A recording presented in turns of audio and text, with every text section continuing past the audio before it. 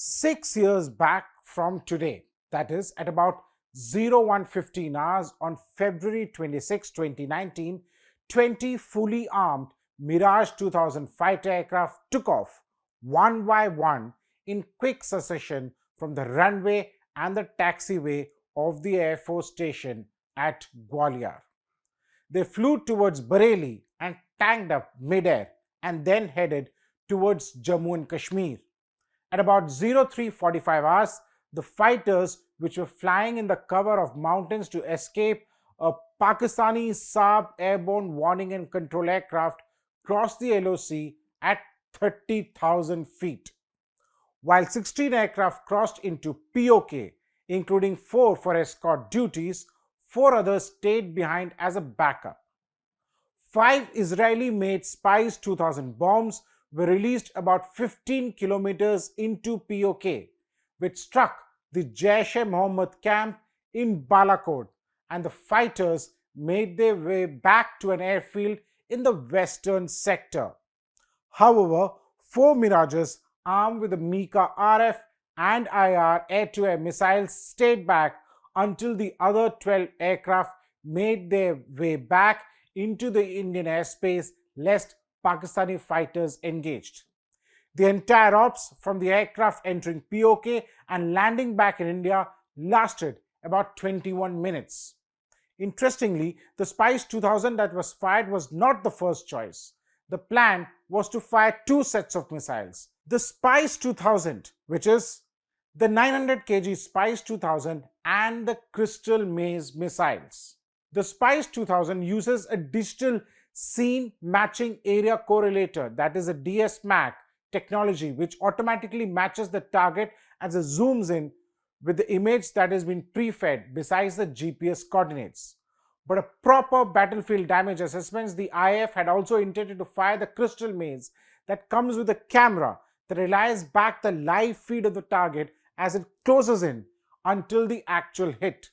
However, the missile could not be fired due to certain firing protocols that has now been rectified. But the question is, how different would the IAF do it now? Now, as in just imagine if the IAF was carrying out an operation not in 2019, but a Balakot operation in 2025. Well, one big change since then has been the induction of the Rafale fighter jets. And I'm quite sure that the IAF would use the Rafale to carry out a similar operation. Nobody in the IAF has told me, but I'm using common sense.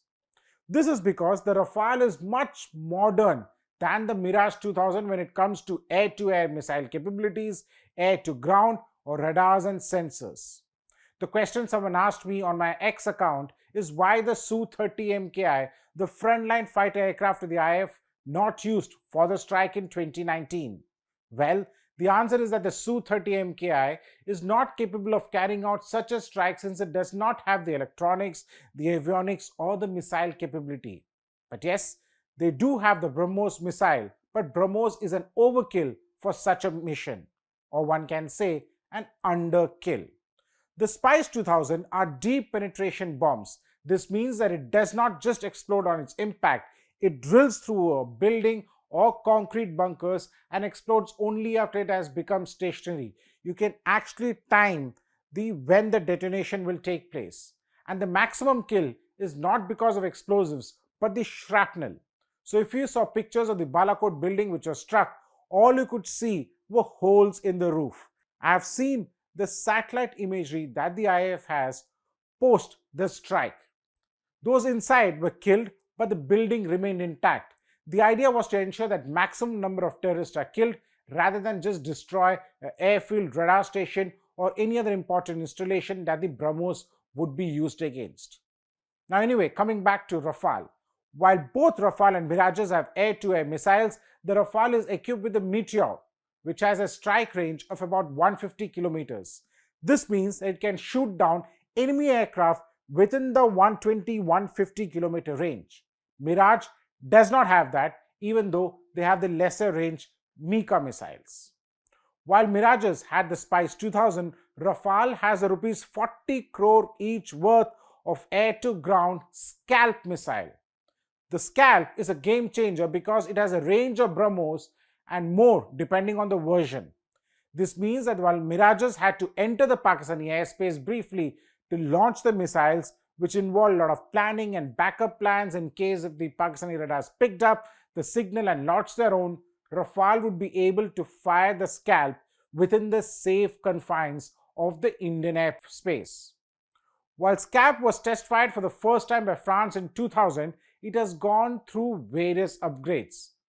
Scalp, or the Storm Shadow, is equipped with the advanced guidance systems including a global positioning system, that is GPS, and an inertial navigation system which allows for accurate targeting. It also features terrain following capabilities, enabling it to fly at low altitudes to avoid detection by enemy radar.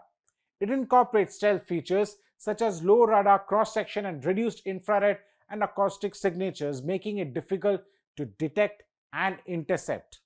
Enhancements reported in 2005 revealed the missile's capability to relay target information moments before the impact.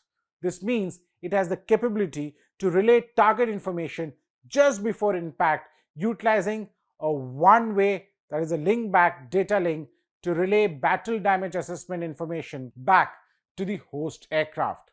So this means the IAF would not have had to use a second missile, that is a crystal maze, for getting a sitrep.